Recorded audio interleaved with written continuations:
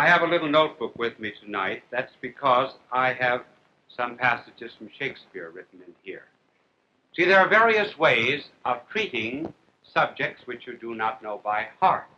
Just as teachers say there are various ways of cheating an examination. Writing something on fingernails, writing it on the cuffs, writing it on the back of a stopwatch. And there are also ways of cheating on a stage and on television. For example, one way that is very often used is to have cards in front of you. You who are in your homes cannot see these cards, but the one who is talking looks down and he reads off joke 1, joke 2, and then a new card is put in. And then one other system is to have a prompter off stage. But the one system that is the best of all to fool the audience at home is the teleprompter. The teleprompter is set on top of a television camera. We do not have one here. And the message unrolls. You can generally tell the man who has the teleprompter because he dare not take his eye off. If he gets back very quickly. I've always been afraid to use one of them because I heard once of a politician who was giving a speech, and he said, and all of us, of course, are grateful to that great man who fought so valiantly at Valley Forge, who crossed the waters of the Delaware during midwinter, who became the first president of the United States. And the thing got stuck, and he, to this day, he doesn't know what was the next line.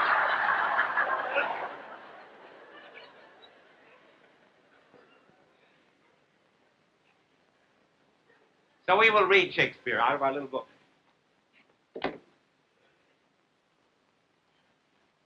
There are two grand divisions of civilizations, and one is an age that admits guilt, and the other is an age which denies guilt or sin. An age that admits guilt, sin, personal wrong would be an age of humility, an age of expiation, an age of reparation, an age of religion and worship. When people die, they very often will their money in reparation for their sins to some charity, such as the missions. And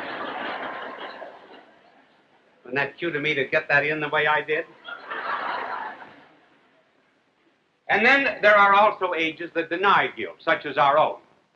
Our own age generally is one that does not admit personal guilt. If anything goes wrong, it's due to the fact that we had insufficient playgrounds, we were raised on grade B milk, or our grandmother loved us too much, or our grandfather did not love us enough. Now, an age that denies guilt submerges a real sense of guilt. That is to say, it is not in consciousness, so it is thrust down into unconsciousness, and then it comes out, often in two ways. One in a love of violence, and the other in an abnormal love of murder mysteries and crime stories. First of all, in a love of violence. All guilt deserves punishment. Now, if one denies guilt, one must necessarily deny that he deserves punishment. Those who deny personal guilt and submerge it take an extraordinary interest in violence and violent stories because they see that the punishment which they deserve for their own sins is vicariously being visited on someone else, and they feel relieved in some way of their guilt. I know there was one psychologist, who gave an explanation of why golfers love to hit the ball so hard. It's because some of them think it's the boss whom they hate, or else some thought it was even the wife, and they just whacked the daylights out of it. I also heard of a woman who even the story who went into a haberdashery store to buy a collar for her husband. And the clerk said, "What size?" She said, "About that size."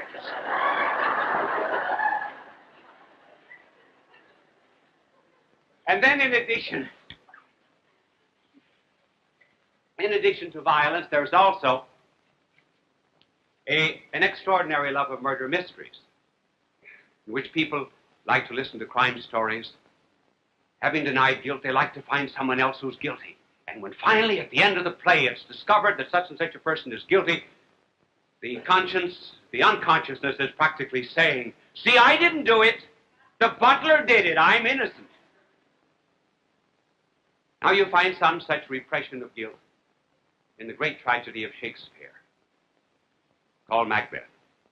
Macbeth, for the benefit of the two in the television audience who forgot when he was born, 1558. No, this is Queen Elizabeth. Imagine.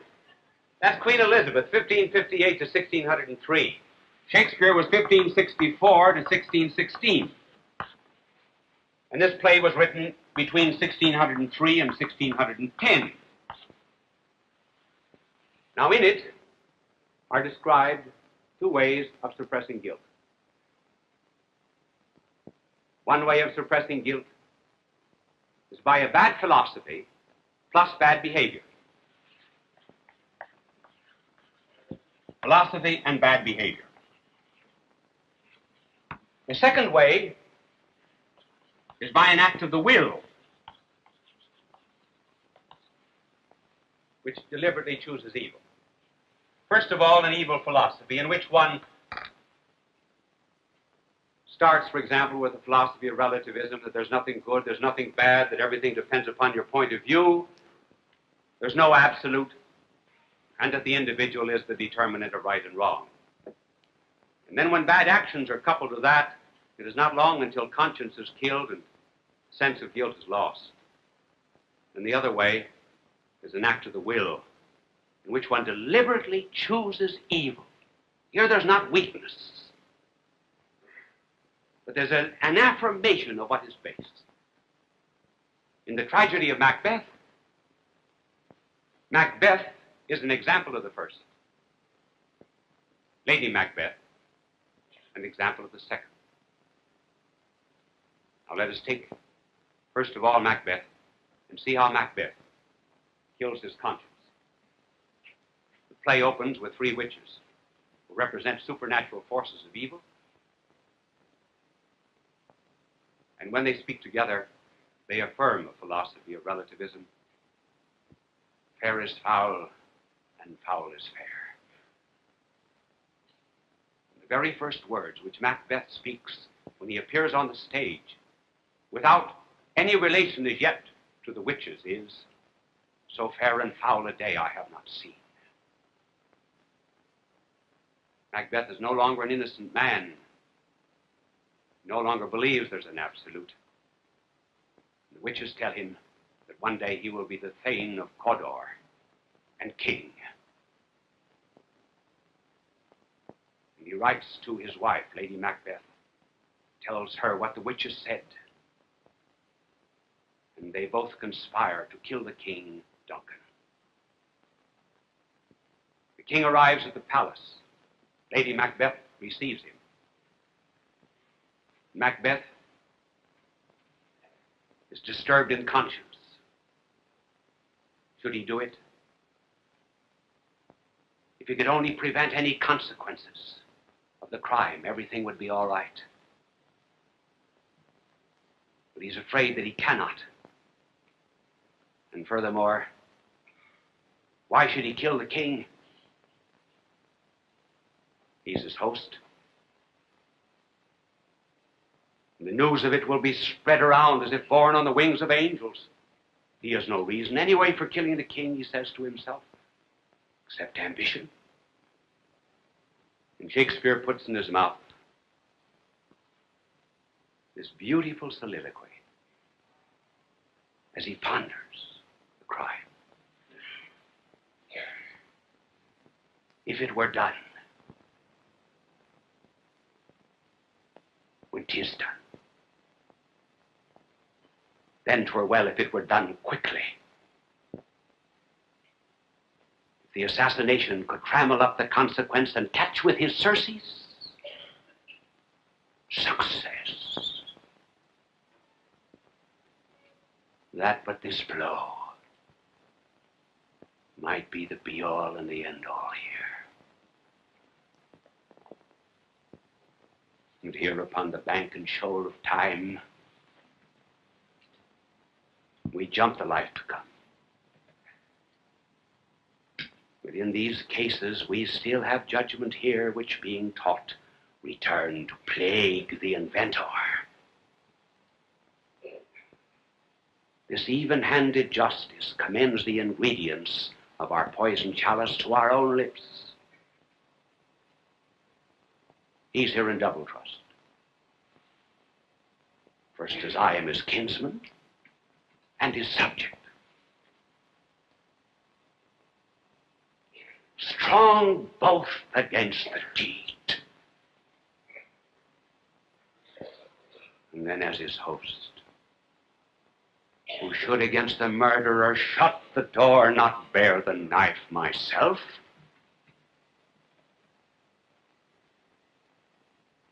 Besides this, Duncan has borne his faculties so meek, has been so clear in his great justice, that his virtues will plead like angels, trumpet-tongued, against the deep damnation of his taking off. And pity, like a naked newborn babe striding the blast, or heaven's cherubims horsed upon the sightless couriers of the air, shall blow the horrid deed in every eye, till tears shall drown the wind. I have no spurs to prick the side of my intent, but only a vaulting ambition which o'erleaps itself and mounts on the other side. And thinking of all the consequences of the crime, he goes to Lady Macbeth and he says, I will not do it. And then she uses two arguments against him. She says, you're not a man, you're a coward, and you do not love me. He then agrees. And as for Lady Macbeth, here's evil. And this is something I would not even attempt to memorize, because I would not want anything as evil as this memorized in my brain. Here's the thought of this evil woman who wants to do away with all good at once. And she says, come, you spirits that tend on mortal thoughts, unsex me here, and fill me from crown to toe full of direst cruelty. Make thick my blood. Stop up the access and passage of remorse, that no compunctious visitings of nature shake my fell purpose, nor keep peace between the effect and it.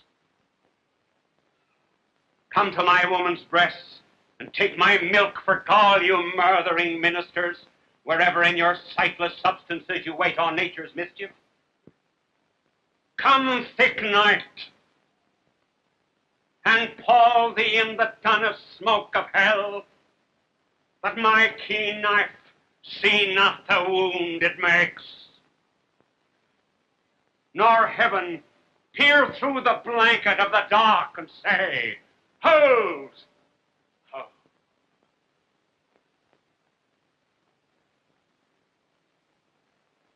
They're agreed on the crime.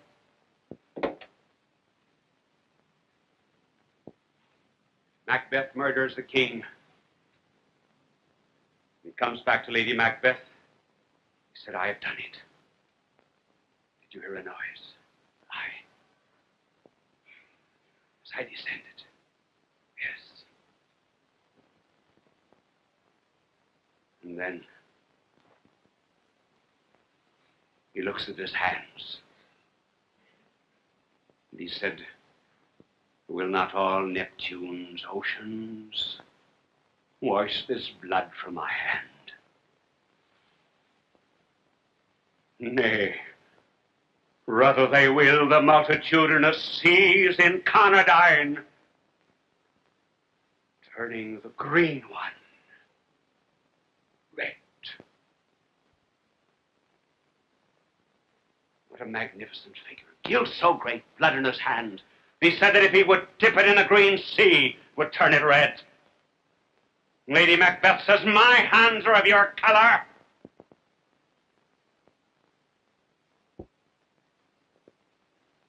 But I shame to wear a heart so white.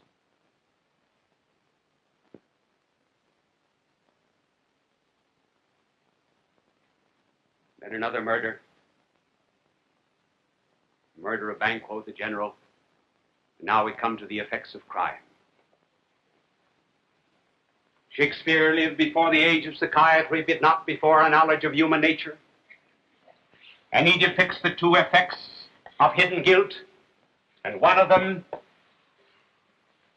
is a psychosis, which is manifested in Macbeth, and the other is a compulsion neurosis, which is manifested in Lady Macbeth. Shakespeare now begins to describe the psychosis that is manifested in Macbeth. After he has committed the murder, his conscience had already become so very wicked that at one time he asked that the great bond that made him pale, the bond that bound him to God, should be broken. Now he begins to have hallucinations. He becomes a schizophrenic from hidden guilt. He thinks he sees things. For example, he sees a dagger before his eye before he commits the murder of Duncan, the king. And then later on, he comes into a banquet, and he thinks he sees Banquo's ghost, the general whom he ordered killed. He thinks he sees Banquo's ghost seated before him at table. Why these queer hallucinations of a guilty conscience? It is because we were all made to live in another world. A world of goodness, a world of morality and decency and God. And when men retreat from that world by a deliberate act of evil or by killing of their conscience, then they construct for themselves another, an artificial world, a world of hallucinations in which they become mad. Not only do they see things, but they hear. Rather, not only, yes, they hear, as Macbeth heard voices. He no longer listened to the inner voice of conscience. And now he begins to hear voices. He knows not where. Threatening voices. Menacing voices.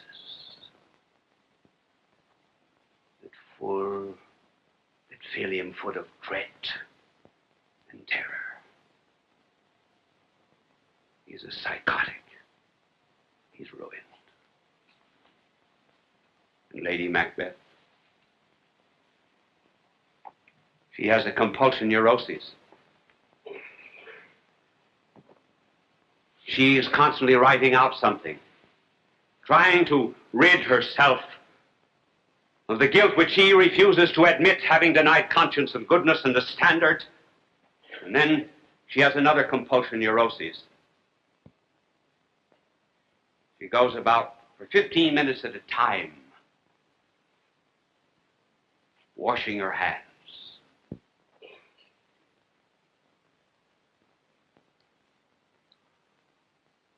And at one time she says, not all the perfumes of Arabia will sweeten these little hands. She should have cleansed her heart. But having denied a heart and soul and guilt and conscience, she now has this compulsion neurosis by which she cleans her body instead, while her soul and heart are rotted.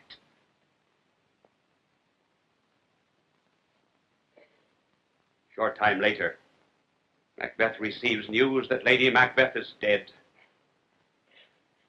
No affection, no pity, coldness. no immortality. We are just like beasts. There's no future life. And then comes his speech. She should have died hereafter. There would have been a time for such a word. Tomorrow, and tomorrow, and tomorrow creeps on the petty pace from day to day. And all our yesterdays have lighted fools their way to dusty death. Out, out, brief candle. Life's but a walking shadow. A poor player that struts and frets his hour across the stage, and then is seen no more. It is a tale told by an idiot, full of sound and fury, signifying nothing. Here is a man who proclaims agnosticism and skepticism and doubt, denies the future life and the foundation of a moral bond. What was the root of it? He did not arrive at these conclusions through an intellectual process. They were the result of bad behavior. Skepticism and agnosticism are not intellectual positions. Here is the greatest literary affirmation that has ever been given of agnosticism and doubt. And for those who would seek the reason behind that position and the denial of immortality in modern souls, they need only go back and find the cause in behavior like Macbeth's.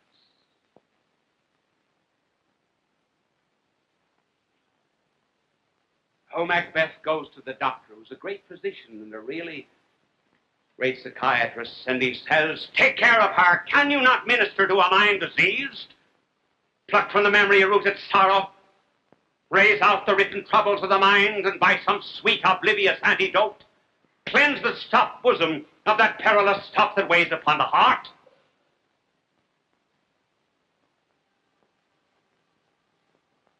And the doctor answers, and what wisdom it is. Unnatural deeds do breed unnatural troubles. Infected minds to their death pillows do discharge their secrets.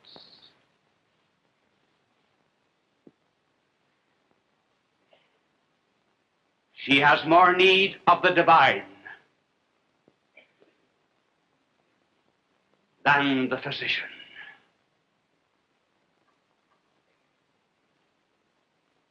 And the last words of the doctor are,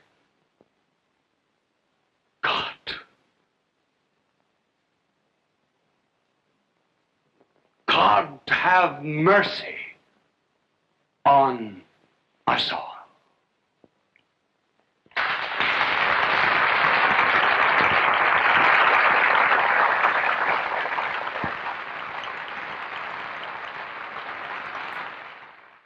People of all faiths recognize Bishop Fulton J. Sheen as one of the greatest communicators of the 20th century. He was born in El Paso, Illinois, in May of 1896. As a young boy, he knew he wanted to be a priest. He served as an altar boy at St. Mary's Cathedral in Peoria, Illinois. At St. Viator College, his education and debating skills taught him the skills he used throughout his life. His unique ability at being natural and at ease in front of any audience was noted early in his ministry. He was ordained in 1919 and went on to become one of the best-known and greatly loved priests in church history. He wrote 96 books and hundreds of articles and columns. He broadcast numerous radio and TV programs.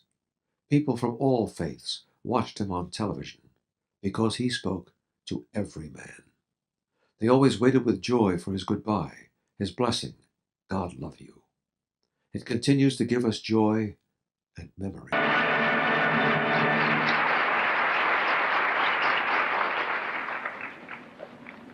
Friends, some of our weekly correspondence.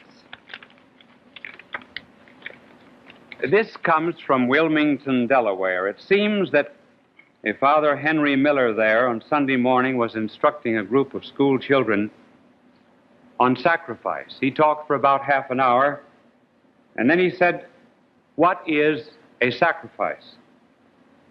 And one boy answered, "A sacrifice is when my mother makes me watch Bishop Sheen and I want to watch the Lone Ranger."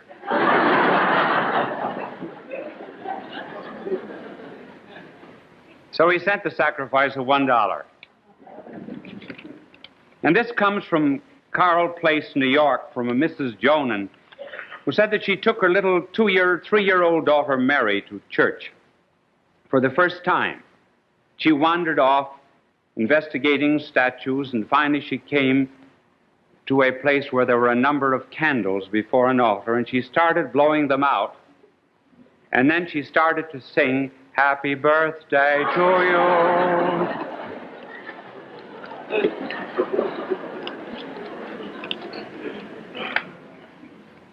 And this comes from Atlanta, Georgia. And what is important about the letter is, of course, a reference to a birthday. It comes from Charles Jackson. But I must read you all of the letters so you'll get the full flavor of it. I took a little TV survey of my own tonight, and I felt that I should let you know how it turned out. I called 10 persons here in Atlanta. Just by opening the telephone book and going down the list. Out of 10 I called, 7 were watching you, 3 were watching Romeo and Juliet, no one was watching I Love Lucy. On my 10th call, I asked a man who was watching Romeo and Juliet why he was not watching Bishop Sheen. His answer was, "Well, it's getting near Lent, and I thought I'd give up something so it wouldn't become a habit."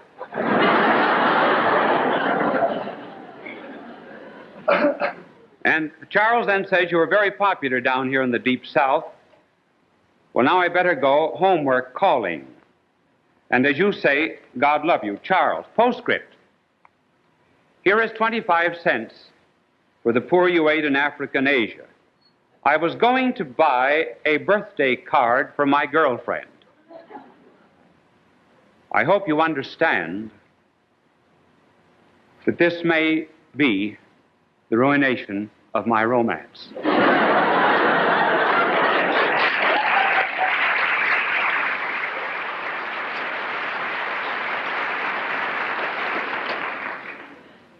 So will you do me a favor on television? Say, "Happy birthday" to her, please. Her name is Cindy. Tell her it's from you know who.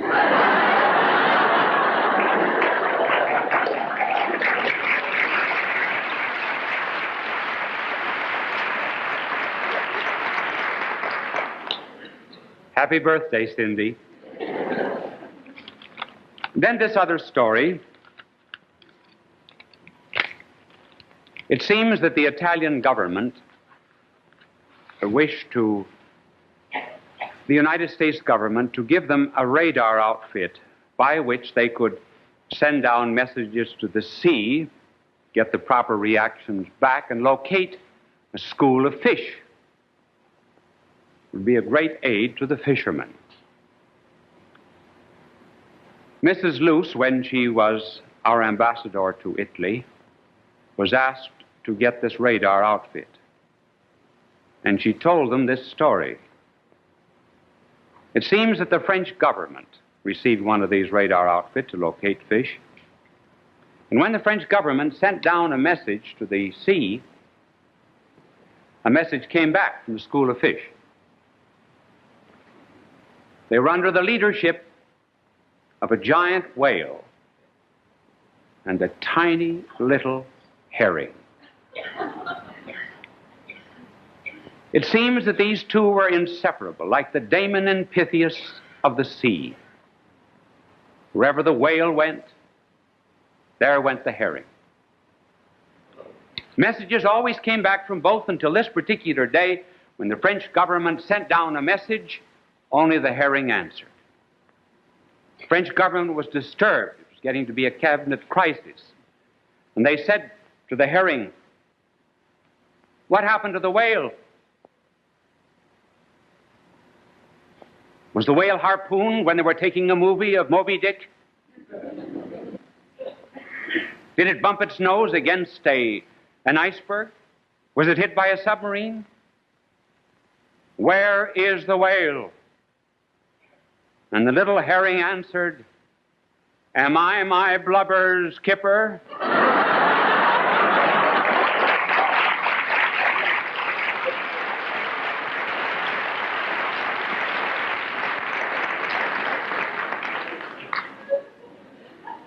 Now, after that, you ought to hear a few ideas on how to psychoanalyze yourself. Anybody who goes to a psychoanalyst ought to have his head examined.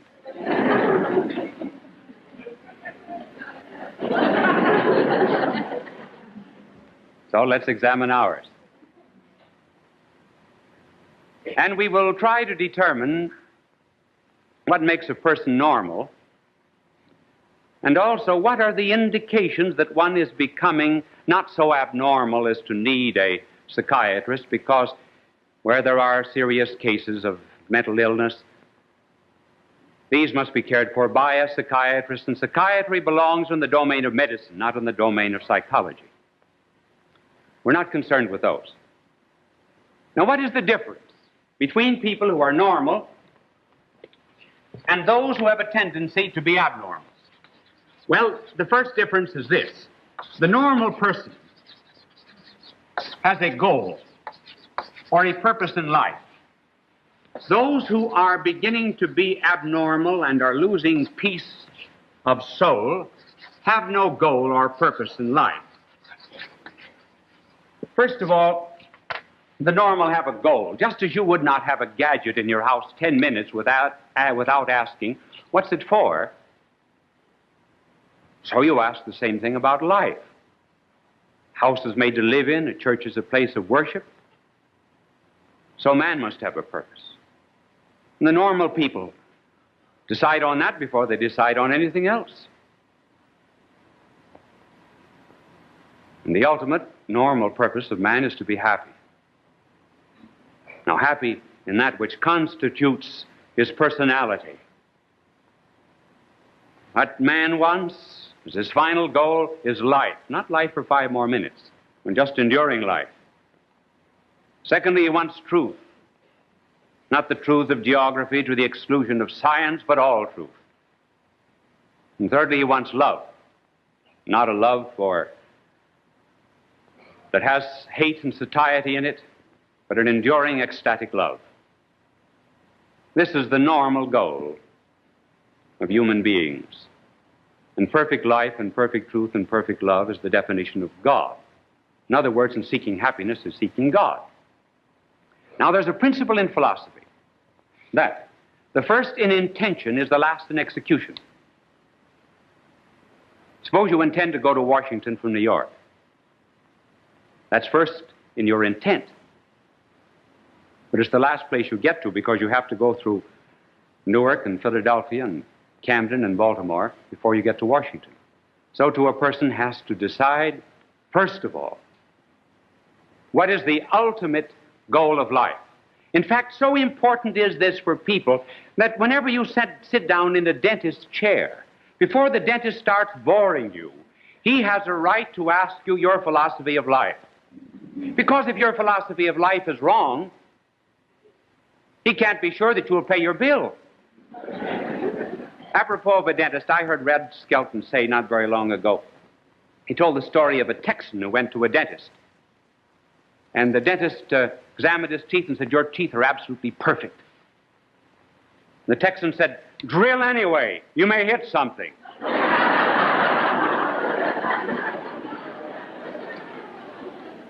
Now, the abnormal person is one who is without a purpose in life. The abnormal person has just a succession of petty little goals. He's very much like, for example, a farmer who might plant wheat 1 month and then tear up the wheat and plant corn, then tear up the corn and plant alfalfa. Or he's like a radio station that's tuned into 2 or 3 stations at the same time and getting only static. Minds that are tending to be abnormal are not fixed on any ultimate destiny. They read a book and they're a materialist 1 week and they're an idealist the next and the communist the next. They lay tracks down on Monday, tear them up, and lay them in another direction Wednesday or Thursday. Very often they're like those of whom Confucius spoke. Confucius said that sometimes young men have no other goal than the flesh or sex. In middle age it's power, and in old age it's avarice. And Confucius, a very wise man, said that very often avarice and greed in old age is nothing but a sublimation of the lust of youth. But in any case, these people establish false infinites, misplaced infinites. They will, for example, try to make a god of the flesh. And by the intensity of an experience, try to make up for some ultimate goal or destiny. That produces an unhappiness of mind. Then we come to another distinction and difference. The normal person is governed by reason and will. The abnormal person is governed by instincts, impulses, and also he believes that the subconsciousness is the determinant of his life. Now let us take a reasonable human being. A reasonable human being is very much like a ship. Ship.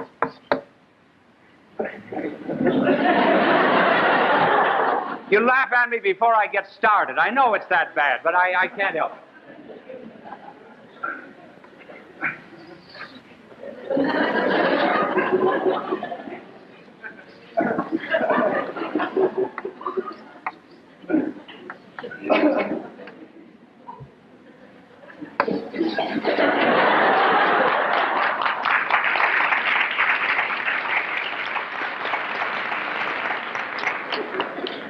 Now, this is a pilot house, and this is the pilot, this is the engine room, these are waters, and so he has...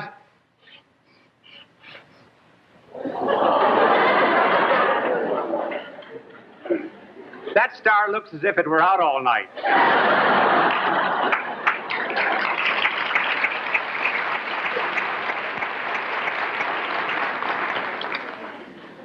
If Dick Brown, the cartoonist, could only see my stars. Now, a pilot has a destiny. He knows where he's going to a port. He directs himself by stars. He communicates his ideas, and his orders, rather, down to the engine room. There is a disturbance from the outside by the waves, and sometimes the water will come in here, and then it will be sent out again. But what is important is the fact that the pilot determines the direction of the ship. In other words, he's got a goal or a purpose. Now, man is like that, a normal man. First of all, he has a reason. He's interested in truth. He has a will. And when he sees a certain destiny or goal or something that ought to be done, then he wills to do it. So that at the top of a reasonable man is his intellect and his will. Now these affect his emotions. For example, one receives sad news. One cries. It is not the crying that produces the idea of sad news. It is rather the idea that affected the emotions. The reason and will cannot always control the emotions directly, but can control the emotions indirectly by diverting thoughts in another direction. It is true that outside influences, the subconscious mind, the waters that get into the boiler, you're affected to a little degree.